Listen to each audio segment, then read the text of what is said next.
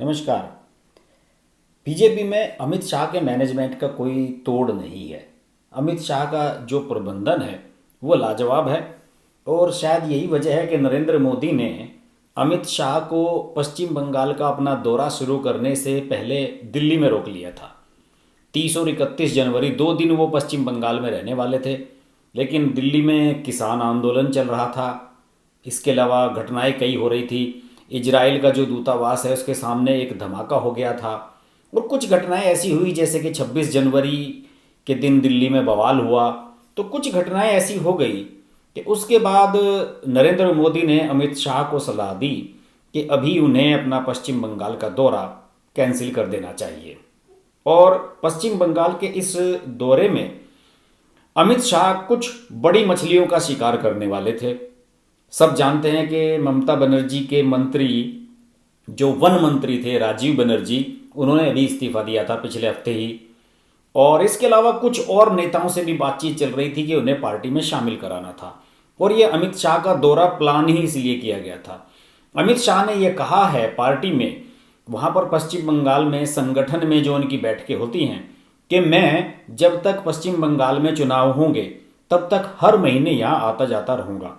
और आप ढूंढ ढूंढ कर लाइए, जिसे भी आना है बीजेपी में, या जो भी चैलेंजेस आपको फेस करने हैं, जो भी तैयारियां आपको करनी हैं, आप उसका प्लान बनाते रहें और मैं यहाँ पर आता रहूँगा मीटिंग लेने के लिए, बैठ के लेने के लिए, कार्यक्रमों में शामिल होने के लिए, जनसभाएं करने के लिए।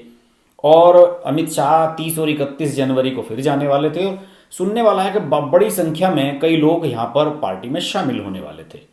लेकिन अब चूंकि प्रोग्राम कैंसिल हो गया और अगला प्रोग्राम पता नहीं किस दिन तय होगा, कब जाएंगे, तो अमित शाह ने कहा कि कोई बात नहीं, लेकिन जिन लोगों को मैंने वादा किया है कि पार्टी में इन लोगों को शामिल कराना है, उन लोगों को मैं शामिल करा कर ही रहूँगा और इन लोगों को आप ले आइए मेरे पास।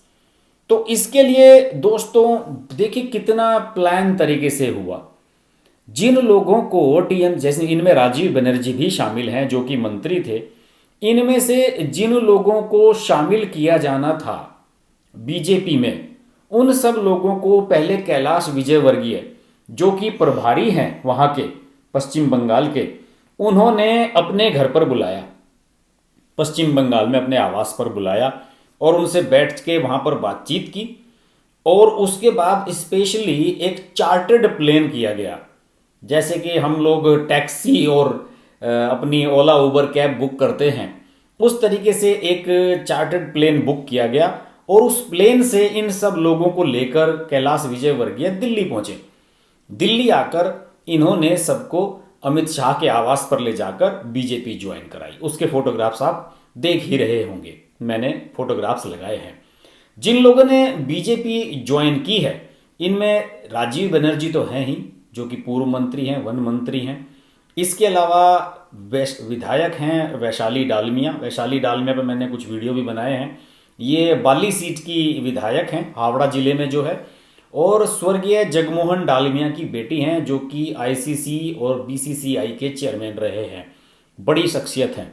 और 2016 में जब जगमोहन डालमिया का निधन हुआ था तो ममता बनर्जी ने टिकट ऑफर की थी और ये वहाँ पर जीत कराई थी चुनाव बल्ली सीट से।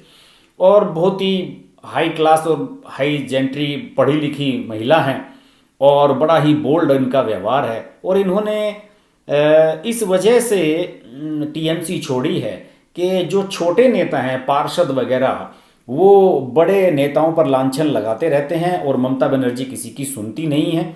यही बात इन्होंने ममता बनर्जी के सामने उठाई थी, लेकिन उनकी नहीं सुनी गई। राजीव बनर्जी की भी यही शिकायत थी कि संगठन में दूसरे लोगों को बहुत ज़्यादा तवज्जो दी जा रही है। और वैशाली ने पिछले दिनों एक स्टेटमेंट दिया था, जब लक्ष्मी रतन शुक्ला, जो कि खेल मंत्री थे, पूर्व क्रिकेटर, उन्होंने बीजेपी ज्वाइन करने की खबरें आई थी, उन्होंने टीएमसी छोड़ी थी। उस समय भी डालमिया ने बयान दिया था कि टीएमसी को कुछ लोग दीमक की तरह खा रहे हैं और इसका नुकसान पहुंचा रहे हैं। इसके अलावा उन्होंने प्रशांत किशोर, जो कि चुनाव रणनीतिकार हैं ममता बनर्जी के इन चुनावों में, उनके खिलाफ भी आवाज़ उठाई थी। जिस तरह से शुभेंदु अधिकारी को नाराजगी थी प्रशांत किशोर से, उसी प्रकार डालमिया को भी नाराजगी थी। इसके अलावा टीएमसी के विधायक हैं प्रबीर घोषाल, इन्होंने भी बीजेपी ज्वाइन की। और हावड़ा नगर निगम के पूर्व मेयर हैं रथीन चक्रवर्ती, इन्होंने भी बीजेपी ज्वाइन की है। और इन सब लोगों को लेकर पहुंचे होते कैलाश विजयवर्गीय यहाँ पर। उन्होंने सबको अमित शाह से मुलाकात कराई और पार्टी इन सबको ज्वाइन करा ली गई। पार्टी यानी कि ज्वाइन कराने वालों में राजीव बनर्जी, वैशाली डालमिया, प्रवीर घोषाल, रथीन चक्रवर्ती, ये शामिल रहे 4 प्रमुख नेता। और अमित शाह को जो काम करने के लिए पश्चिम बंगाल जाना था उसको अमित शाह ने यहीं बैठे बैठे कर दिया। तो अमित शाह जैसा कार्यकर्ता किसी पार्टी के पास हो जो दिन रात पार्टी के लिए ही काम करता रहे, तो वो तो पार्टी तरक्की करेगी ही। अमित शाह के बारे में कुछ लोगों ने ये कहा था, एक कांग्रेस नेता थे, उनका नाम मेरे ध्यान नहीं आ रहा, उनका ये कहना था कि कांग्रेस को इस समय और किसी की ज़रूरत नहीं है, उन्हें ज़रूरत है कांग्रेस को सिर्फ अमित शाह जैसे मेहनती अध्यक्ष की। उस समय अमित शाह बीजेपी के अध्यक्ष हुआ करते थे, तब उन्होंने ये बयान दिया था। तो ये अमित शाह का अभियान जारी है। और अब सुनने में आ रहा है कि कुछ और नेताओं को, टीएमसी के नेताओं को बीजेपी ज्वाइन करना है। उसके लिए अब अगला कार्यक्रम अमित शाह का कब होगा, ये जानकारी बहुत जल्द आएगी।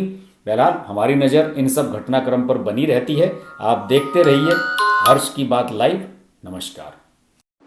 अगर आपको हमारी वीडियो पसंद आई तो वीडियो को लाइक करें, चैनल को सब्सक्राइब करें और नोटिफिकेशंस के लिए बेल आइकन को प्रेस करें।